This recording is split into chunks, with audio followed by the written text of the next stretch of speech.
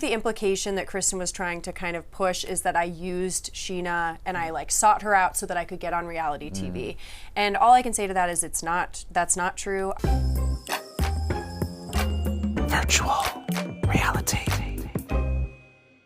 Janet and Jason from the Valley. Danny and I are so excited to chat with you. Welcome. Thanks for having us. I know. Excited to be here. Yeah, we are excited too because the Valley, the first season was impeccable. Season 2 is delivering week after week. How has watching it and reliving it been? There's times I want to crawl in a hole, and then there's some times where I'm like cheering it on. So it just depends on the week and the moment. I guess better to crawl into a hole in the pantry. Yes, Yes. you know, there. Yes, We'll celebrate that. yes. Oh my God, how are we doing with Nia in real time? Not great. Not great, yeah, because what's currently happening on this show is this whole situation with Danny and the cupboard and the drinking and the this and the that. Why did it feel important for you to speak up about the situation? I feel like you were coming from a good place. I was trying to. You know, there was a lot of different instances where I was noticing the drinking was a bit of a problem. And I think, you know, all of us drink in our group. So it's not like if you want to drink. But when you're drinking is causing you to hurt other people or do things that you wouldn't normally do, it was a cause for concern. So I think all of us kind of clocked a lot of this, and once it became pretty apparent in Santa Barbara, I think all of us felt like we can't really ignore it anymore. And it's not just the drinking itself, it's also, I think, you know, I don't want to speak for you, but with the pantry situation, it was sort of like a secret between you and Danny. Yeah. You don't want to keep a secret from his wife or whoever he's trying to hide this from by going into the pantry. Yeah. Because, I mean, you know, if I take a shot with a group of people, it's more like, hey, who wants to take a shot? Like, let's pour shots. It's not just sort of like, oh, I'm taking a shot and closing the door. And I think he felt a little icky probably, right? Yeah, well, I didn't know who he was hiding from. So if it's Nia, then I kind of have this, you know, secret that I don't want my friend to think I'm like hiding something behind her back that I didn't tell her. So it was this awkward situation where I was like, do I tell her before dinner? Do I tell her across, hey, Nia, down the dinner table? Like, I felt bad that it was a conversation that happened after she got up. It was a kind of icky situation to be in. Yeah, did we get to chat through it at the reunion at all? We definitely hit that topic a lot at the reunion. I don't know if we talked through it or just about it, but we got somewhere. Did Danny, during the reunion or even in recent times, has he been more receptive to comments about his behavior? Because kind of what you were saying, or you both were saying, it's not about have a martini if you want a martini. It's what the actions afterwards are. Right. So is he being more receptive to this energy, or? I think if you keep watching throughout the season, eventually, you know, his stance on things maybe fluctuates a little bit, you know, and he gets he's maybe a little bit more open about listening to certain critiques and things like that. I think it's one of those things we had to address. Yeah, because I know in the teaser for next week's episode, you kind of have a conversation. It looks like you and him have a conversation that gets very combative very fast. Yeah, I mean, I wouldn't say very combative, but it's definitely not an easy conversation. And, you know, I had a certain thought going into it, what I wanted to accomplish, and it didn't really go the way I wanted it to go, say, the conversation. Do you think because you got a little bit more involved in that situation, that's why the ring stuff came up? Was that punishment, do you think? I mean, we will see that. I'm not sure what I'm allowed to say, to be honest. I felt like it was a punishment. I mean, it felt like, you know, everybody's talking about this thing that we felt like we had to address as a group. I think everybody in our group was noticing the same stuff. And it felt like, we had to address it. I'm a little bit more direct and blunt and maybe harsh than some of the others. So I think when I was saying it, it did kind of feel like then all of a sudden this ring thing is coming up at a very interesting time. And it did feel kind of like a punishment. And is it, because it seems in the teaser too, it's a Kristen Doute original. Is it from Kristen, or was it Kristen and Nia picking up on stuff together? Because I know in this week's episode, Kristen's like, after hearing Nia's story, she's like, I am riding for her no matter what. So was it kind of like Kristen being like, let me get some going? I would say you have a really good sense on what's going on. You're really picking up on things like really well on like what people are saying and what's going on. So I think you're on the right track. I'll say that. Okay. Also, there was someone else involved in the ring rumor, and that was a little bit more surprising. And so you'll have to see who else was involved in that too. But it wasn't just Kristen, and Yeah. But you have keen observation skills. Yes. Okay. A lot of people. Okay, that's interesting. I mean, as someone who's married, there are days.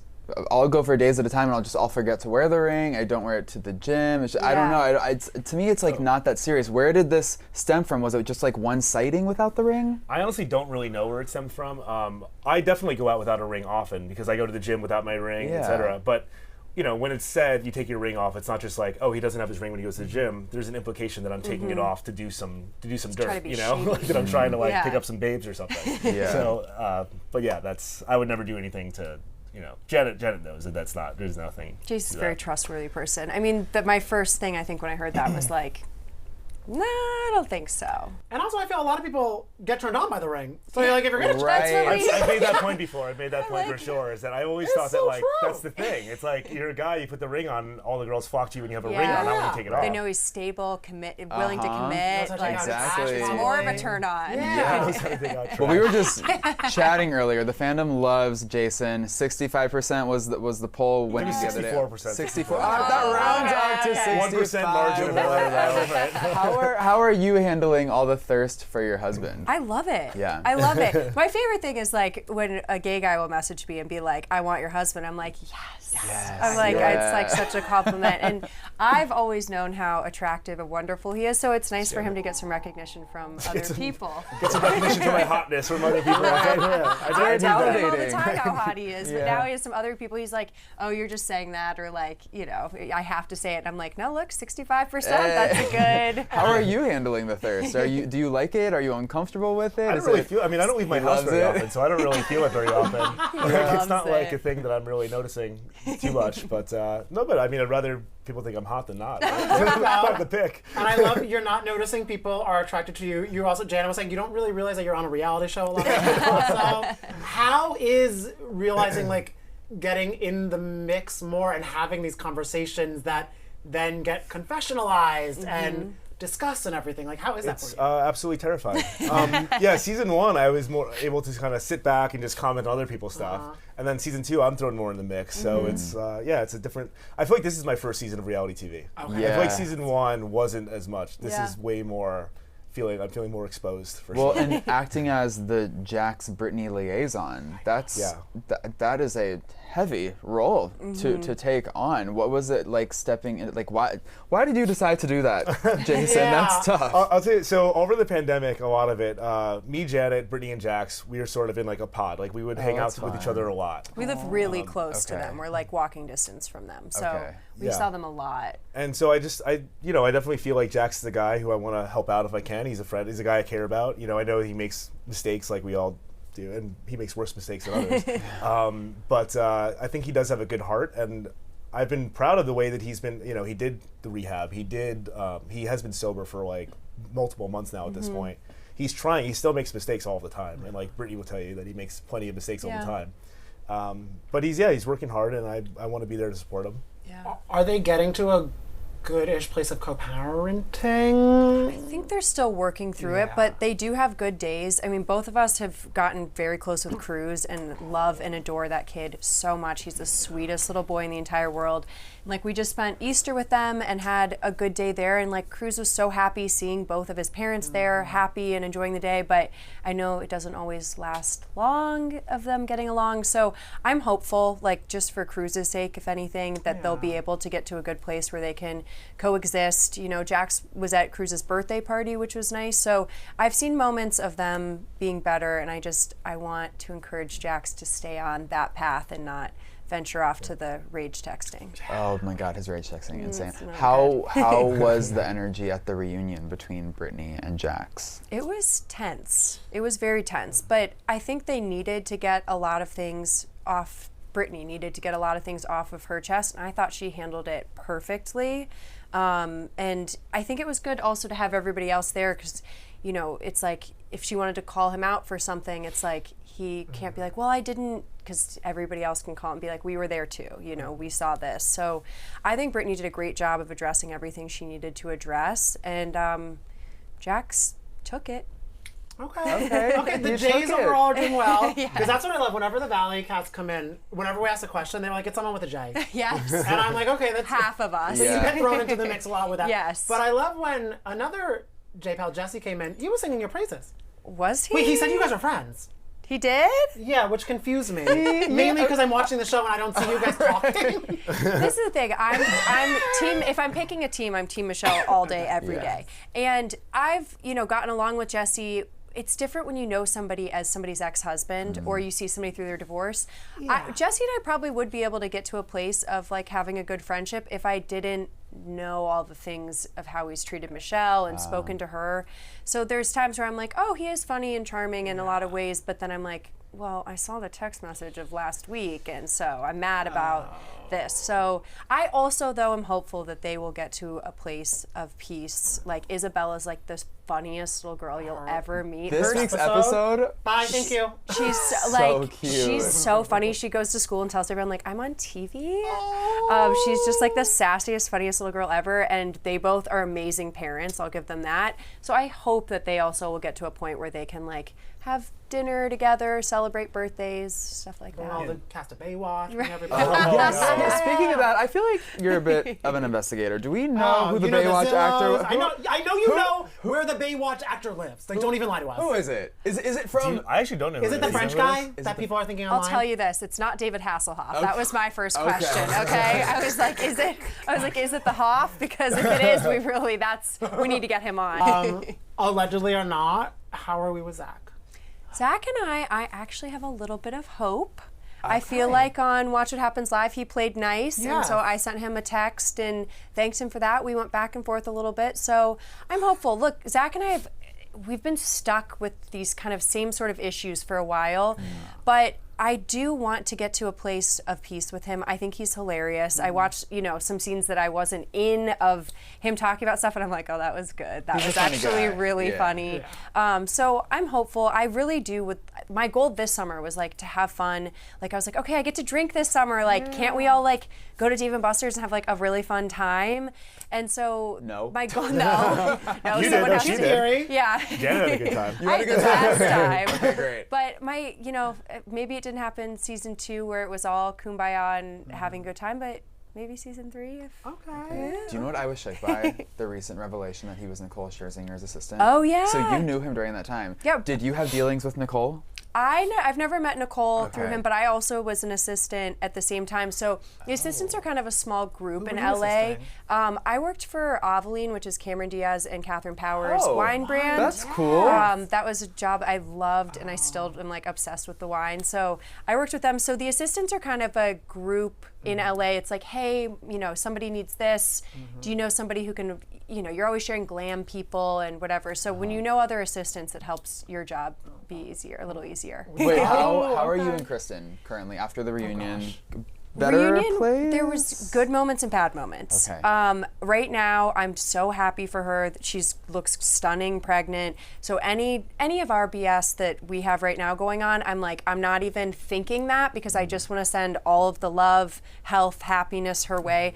Pregnancy is hard. It is hard filming. I was so impressed that both Nia and Kristen sat through the whole reunion and made it, swollen feet and all. So right now I'm sending both of them just all of my love, all of the positive energy so they can get through the end of pregnancy, which is tough, and have healthy, happy births. Did Kristen bring up any of the fan stuff at the reunion? Because ever since she called you a fan, which we see in the trailer for the rest of the season, a lot of that lore has resurfaced, and the pool party and Sheena. What is your... It's so Is there wild. anything you want to clarify? I would love I almost wish I could sit down with a lie detector test and just answer out, because it's gotten, when I met Sheena, I met her at a pool party, and I went up to her and I said, I love you on the show. We started talking, and she also was getting a divorce, or had just gotten divorced. I was getting a divorce, and there's not very many people in their 20s that have that experience. So I asked her for her advice. We started talking, and we really connected then. And now it's been 8 years, and she's one of my best friends. I'm so grateful for our friendship, and I consider it kind of a butterfly effect moment that when she walked in that pool party, I was like, oh my gosh, that's Sheena from Vanderpump Rules. I got to get a pic with her or whatever. I never expected that one day would change the course of my life, in that she became my best friend in LA. After that, my birthday was coming up and she took me to Disneyland for the day and treated me to everything. Got me a big sticker that said it's my birthday, and like she really went above and beyond, taking me under her wing, and I'll always be grateful for that. And I have been a long-term Bravo fan for a long time. I don't think that's embarrassing. My favorite people to talk to are Bravo fans. Like I love it. Like I love getting to talk of all things Housewives, the show, and now it's really fun to get to be a part of this. So I don't really believe in like the hierarchy of like, you're a fan and I'm on a show. Like I meet fans now that I've made friends with that I love, and I don't know, I didn't realize it was such, I guess, an insult until it was hurled at me that way. I guess it was an insult after she decided she didn't like you. Yes. Because I'd prefer that than like, because every time a new housewife joins a show, they're like, I never watched the season. And that's a lie. I watched the 2 episodes. I'm like, No, we're all watching Bravo. we have a lot of I people. saw Vanderpump Rules before I met everybody. Like I'd seen the first like parts of the first 2 seasons, like, for sure, before I met anybody on the cast. Yeah, so I think it's, I think the implication that Kristen was trying to kind of push is that I used Sheena and I like sought her out so that I could get on reality TV. And all I can say to that is that's not true. I think of everybody in our cast, I've never applied to be on reality TV. I've never auditioned. It was never a goal of mine. And I'm so grateful to be here now because it allows me to be a stay-at-home mom and, not be an assistant running around 50 hours a week for somebody else. But I've never borrowed money from anybody. I've never like asked for anything from anybody other than friendship. And I'm so grateful that I have the friends that I do. And yeah, it's a little untraditional that I got there by asking for a photo at a pool party, but there's no LinkedIn that's for life. it. Yeah. Like that's life. And speaking of being able to be a stay-at-home mom with the kid, which is so, you guys are such a cute family. You guys are glowing IRL. What is like? How do you guys look so good as parents? I mean, I know you guys are stunning, but like, what's happening? Very gorgeous, well rested. Yes. It's thank you. Like Danny said, glowing. It helped that last night we weren't with our baby, so we actually did get a good night's Oh sleep. my God, you guys are just glowing, truly. Well, I didn't get any glam or anything, so this is just oily skin. You guys are seeing right now. I just finished. I had a weight loss goal and I lost 70 pounds after having our baby. I really enjoyed my pregnancy. I ate everything. And then over the last over the last year and a half, I've lost 70 pounds. Wait, what, like weight? Pilates. Pilates is it. Wait, reformer or mat? Reformer. I have a reformer at home. I go to Avenir Pilates in LA, best studio ever. I try to go as much as I can, and that's been a godsend. The reformer kind of scares me, but I feel I need to do it. No, you got to do it. I think it's you fun. lay down half the time. You kind of feel like you're not working in a way. Yeah. But you are. The reformer's modeled off after a twin bed. So it's half the time you're on your back. I like working out on my back. After, we don't have much time, but I am curious, after one season of being on reality TV, looking at yourself on camera, which is even such a struggle for myself, I got a nose job. Yeah, I'm about to get veneers. Did you feel like, was there any sort of like glow up journey, anything you guys did? Like, is there pressure to look a certain way now? I actually feel like when I see it, I want to stay as natural as I can, because I feel like I see a lot of people who do 1 or 2 seasons of stuff and they come back with a whole new face and it's too much. That would be me. I've already had my nose done pre-TV, really? thank God. Okay. So I'm like, all right, I'm good on that. And then I just want to try to healthy, natural way and embrace aging, gracefully and naturally as much as I can. A little Botox. Yeah, a little Botox. I need to set an appointment with my surgeon to try to get that other 36% that didn't vote for me. Oh my gosh. See what I can do. Well, it's funny because who's the guy from Flip or Flop? Jeff. Tarek Musa. Because he was talking to us because he's lives in LA and on TV, and he's like, dad talks is such a thing that like all the dads are running around getting Botox over there because everyone's like, you're at like school pickup with like celebrities and you're like, I thought we were supposed to be able to look like picking up our kids from school. Jason he's never gotten Botox. Ever? Just recently was like, should I? And I was like, yeah, let's go together. It'll be fun, like, It's preventative. I want to do some research into it. Which I've been saying for years. I haven't done any research into it, but everybody's sometimes doing don't research too much. Just close your eyes and get it. Besides, but don't end up like that girl on Instagram you told us about. Oh no, with the saggy eye, we're not having that. My God. Yeah, you guys are so much fun. Thank you for joining us. Thank We're you. excited to watch the rest of the season. Yes. Crazy. Yeah.